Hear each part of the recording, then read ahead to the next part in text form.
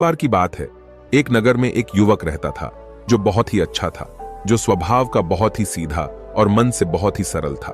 वह ना तो किसी से लड़ाई झगड़े करता था और ना ही किसी को कभी भला बुरा कहता। वह लोगों की मदद भी किया करता, लेकिन फिर भी कुछ लोग उसे भला बुरा कहते। इस पर वह मुस्कुराकर वहां से चला जाता जहां वह नौकरी किया करता था।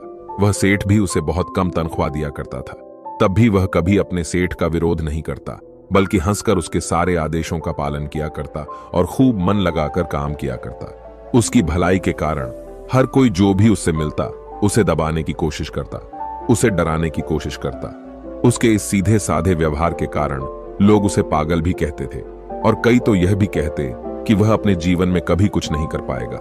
यह तो बहुत ही सीधा है और आज के जमाने में इतना सीधा होना भी अच्छी बात नहीं है। वह युवक गरीब था, लेकिन वह कभी किसी से शिकायत नहीं करता था। वह नौकरी करके पैसे इकट्ठा किया करता ताकि वह अपनी गरीबी से बाहर निकल सके। लेकिन जब भी वह गरीबी से बाहर निकल की कोशिश करता तो कुछ लोग आते और उसकी वह जमा पूंजी उससे लेकर चले जाते। कभी उसके रिश्तेदार आते तो कभी उसका कोई सगा संबंधी, जो अपना दुख दर्द दिखाकर, अपना दुख दर्द सुनाकर उसका जोड़ा हुआ एक एक रुपया उससे ले जाते और वह युवक कुछ नहीं कर पाता।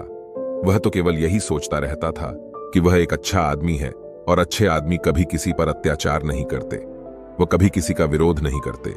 वह तो स्वयं में खुश रहते हैं और दूसरों की मदद भी करते हैं। इन सारी बातों से वह अपने आप को समझा लेता।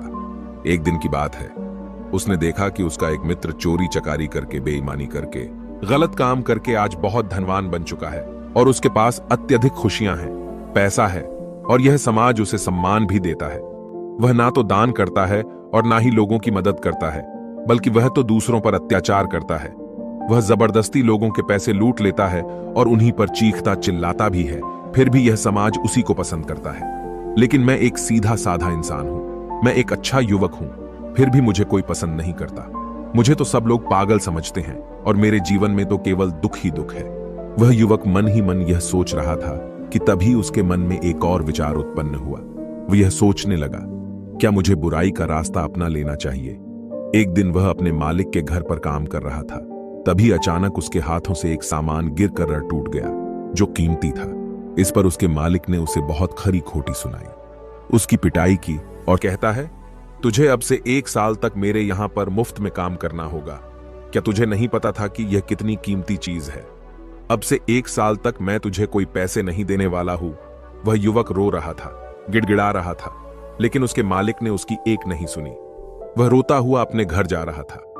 उसी रास्ते से एक बौद्ध भिक्षु भी गुजर रहे थे। उन्होंने जब उस युवक के रोने की आवाज सुनी तो वह उस युवक के पास आए और उस युवक से कहते हैं, यह सब कैसे हुआ? तुम्हारे शरीर पर तो बहुत जख्म है, लाओ मैं तुम्हें मरहम लगा देता हूं ताकि तुम्हें कुछ आराम मिल सके। इतना कहकर उन भिक्षु ने युवक के शरीर पर कुछ जुड़ी बूटियों का लेप लगाया, जिससे उस युवक को अपने दर्द से थोड़ी राहत मिली। इस पर वह युवक उन बौद्ध भिक्षु से कहता है, हे गुरुवर, आप तो ज्ञानी मालूम पड़ते हैं, क्या आप मेरी एक बात का जवाब देंगे? इस पर वो बौद्ध भिक्षु कहते हैं, पूछो। तभी वह युवक उन बौद्ध भिक्षु से कहता है, हे गुरुवर, अच्छे लोगों के साथ बुरा क्यों होता है? मैं बहुत सीधा साधा इंसान हूं। मैंने कभी किसी का बुरा नहीं किया, ना ही मैंने कभी किसी को अपशब्द कहे, बल्कि जो भी मेरे पास मदद मांगने आता है मैं उसकी मदद भी कर देता हूं। लेकिन अब तक मेरे साथ कभी कुछ अच्छा नहीं हुआ। मैं हमेशा दुख में जीता हूं, जबकि इस दुनिया में ऐसे बहुत सारे बुरे लोग हैं जो अपना जीवन सुखी सुखी जी रहे हैं, जबकि वह लोगों को लूटते हैं, लोगों के पैसे छीन लेते हैं, लोगों पर अत्याचार करते हैं। फिर भी समाज उन्हीं को पसंद करता है, उन्हीं का सम्मान करता है। आखिर ऐसा क्यों होता है? ऐसे में क्या हमें भी बुराई का रास्ता अपना लेना चाहिए? क्या हमें भी बुरा बन जाना चाहिए? उन भिक्षु ने उस युवक की सारी बातें ध्यानपूर्वक सुनी। उसके बाद वह उस युवक को जवाब देते हुए कहते हैं, भंते, जिसके कर्म बुरे हैं उसके कर्म का फल उसे अवश्य मिलेगा और वह अवश्य रूप से बुरा ही होगा। जिसके कर्म अच्छे हैं उसे भी उसके अच्छे कर्मों का फल अवश्य मिलेगा और वह आवश्यक रूप से अच्छा ही होगा। तभी वह युवक उन गुरुवर की बात काटते हुए कहता है, हे गुरुवर, क्या आप जो कह रहे हैं वह सच है? क्या मैं आप पर भरोसा कर सकता हूं? क्योंकि इस दुनिया में तो मुझे सब उल्टा ही नजर आता है। मुझे तो अच्छों के साथ बुरा और बुरों के साथ अच्छा ही होते हुए नजर आता है। इस पर वह बौद्ध भिक्षु उस युवक से कहते हैं, भंते, जैसा मैंने कहा वह बिल्कुल सत्य है और आने वाले समय में यह तुम अच्छी तरह से जान भी जाओगे। इतना कहकर वो बौद्ध भिक्षु वहां से चले गए। वह युवक वहीं पर कुछ देर बैठा रहा और उन बौद्ध भिक्षु की बातों पर विचार करता रहा और वह यह सोच रहा था, चलो मेरे पास धन दौलत ना सही, रुपया पैसा ना सही, समाज का मान सम्मान ना सही, पर मैं एक अच्छा इंसान तो हूं और मेरी अच्छाई का फल मुझे कभी ना कभी तो जरूर मिलेगा। इतना सोचकर वह वापस अपने घर लौट गया। कुछ दिनों बाद वह युवक जंगल के रास्ते से अपने मालिक के घर जा रहा था। तभी रास्ते में राजा के सैनिकों ने उसे घेर लिया, उसका चेहरे पर काला कपड़ा डाल दिया और उसके हाथ बांध दिए और फिर उसे धक्के मार मार कर वो उसे ले जाने लगे। इस पर वह युवक जोर जोर से चिल्लाता रहा और उन सैनिकों से पूछता रहा, मुझे कहाँ ले जा रहे हो और मेरा क्या कसूर है?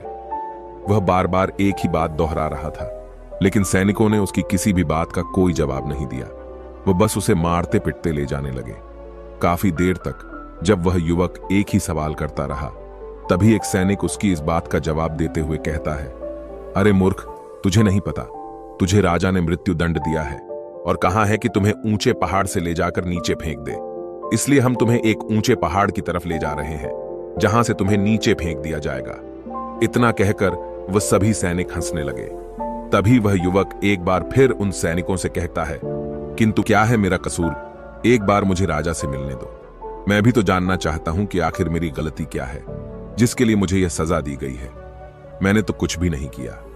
तभी वह सैनिक हंसते हुए उस युवक से कहता है, हम सभी जानते हैं कि तुमने कुछ भी नहीं किया और तुम्हारी अंतिम इच्छा जानकर मैं तुम्हें सब कुछ सच सच बताता हूं, तो ध्यान से सुनो। दरअसल बात यह है कि राजा ने आज सुबह ही चोर को मृत्यु दंड दिया था और हमें उसे पहाड़ी से ले जाकर नीचे फेंकना था। लेकिन वह चोर बहुत चालाक था। उस चोर ने हमसे कहा कि अगर हम उसे छोड़ देंगे तो वह हम सभी को 1000 सोने के सिक्के देगा। इसलिए हमने उसे छोड़ दिया, लेकिन हमें अपना कर्तव्य भी तो पूरा करना है।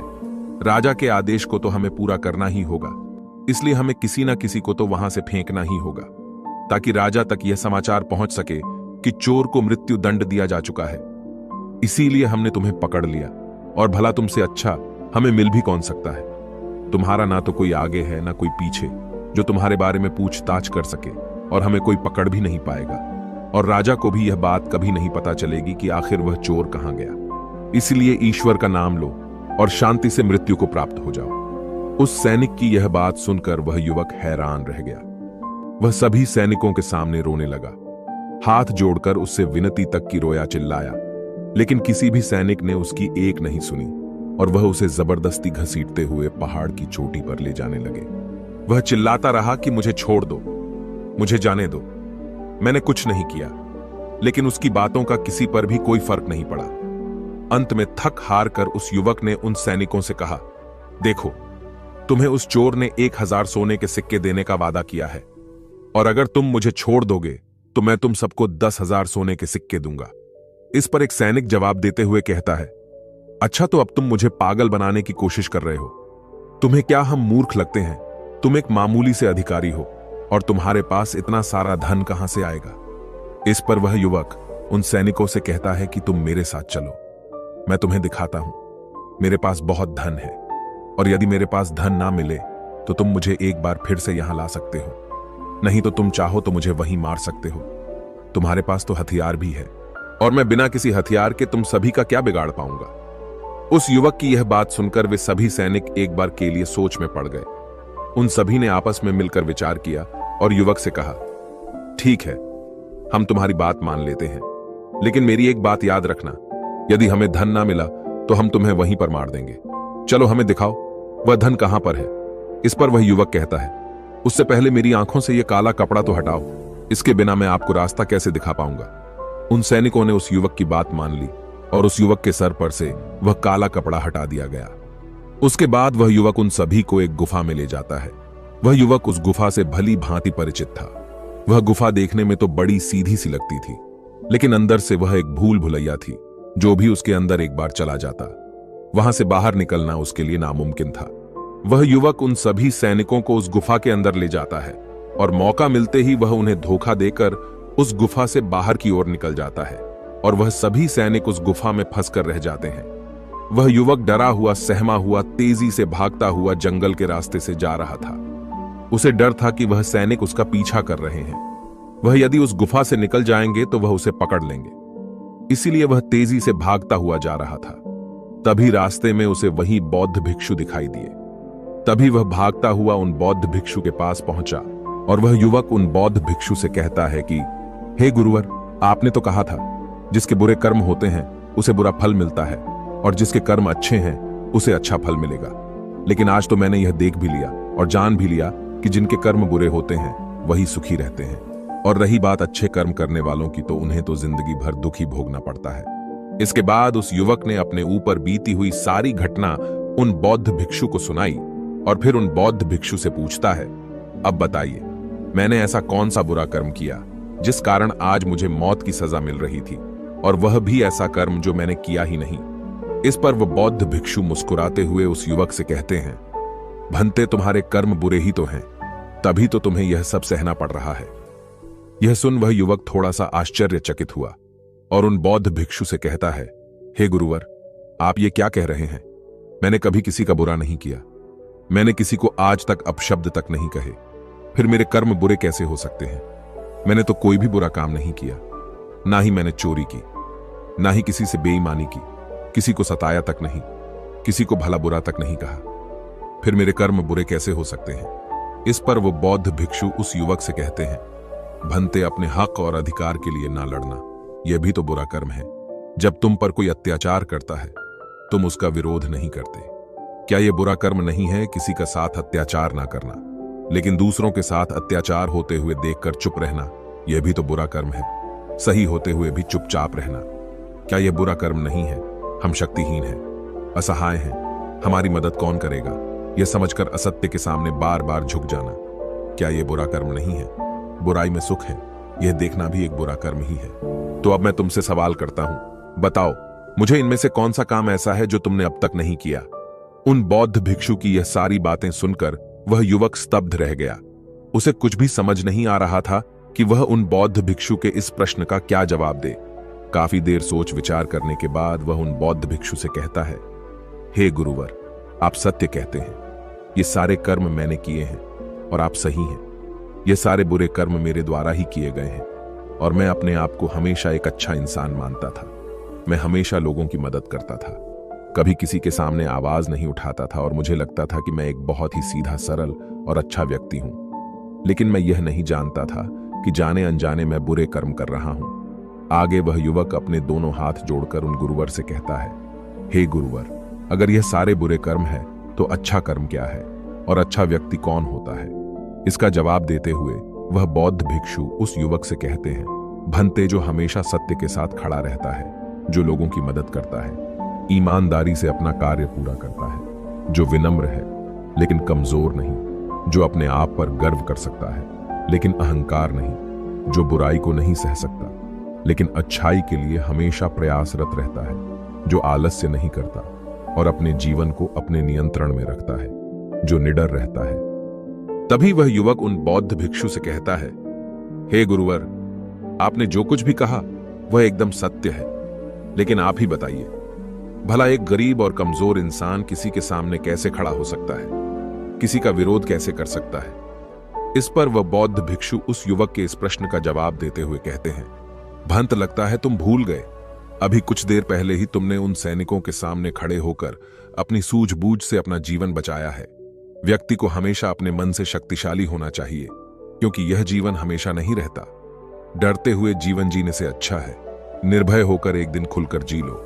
तभी वह युवक उन गुरुवर से कहता है, हे गुरुवर, आपकी सारी बातें सत्य हैं, लेकिन फिर भी यदि किसी के सर पर मौत मंडरा रही हो तो वह व्यक्ति अपनी जान बचाने के बारे में तो सोचेगा ही, और मैंने भी तो वही किया। लेकिन अब जब मैं आपके सामने खड़ा हूं तो मेरे भीतर वो क्षमता नहीं है, मेरे भीतर वो हिम्मत नहीं है कि मैं किसी का विरोध कर सकूं, किसी के सामने खड़ा हो सकूं।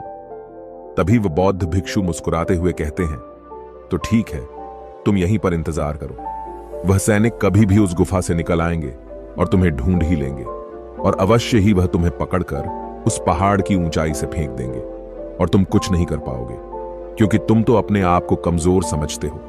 तुम अपने आप को एक अच्छा व्यक्ति मानते हो, क्योंकि तुम किसी को सताते नहीं। लोग भले ही तुम्हें सता सकते हैं, और वह इसलिए क्योंकि तुम लोगों की सहानुभूति चाहते हो। आगे बौद्ध भिक्षु उस युवक से कहते हैं, बेटा, मेरी एक बात हमेशा याद रखना, हमें मजबूत होना चाहिए, सहानुभूति का भूखा नहीं। और यह बात सुना सुनाकर अगर तुम लोगों से सहानुभूति मांगोगे तो तुम्हें सहानुभूति तो बहुत मिलेगी, लेकिन न्याय कभी नहीं मिल पाएगा। और न्याय लेना, न्याय के लिए ना लड़ना, अपने ऊपर अन्याय करने जैसा होता है। तभी वह युवक उन बौद्ध भिक्षु से कहता है, हे गुरुवर, आप जो कह रहे हैं वह सत्य है, लेकिन मैं न्याय मांगने किसके पास जाऊं? कौन मेरी सुनेगा? इस पर वह बौद्ध भिक्षु जवाब देते हुए कहते हैं, बेटा, तुम राजमहल जा सकते हो और राजा के सामने न्याय की गुहार लगा सकते हो। इस पर वह युवक डरते हुए उन बौद्ध भिक्षु से कहता है, नहीं नहीं गुरुवर, भला राजा के सामने मैं कैसे खड़ा हो पाऊंगा? उनके सामने मेरी क्या औकात?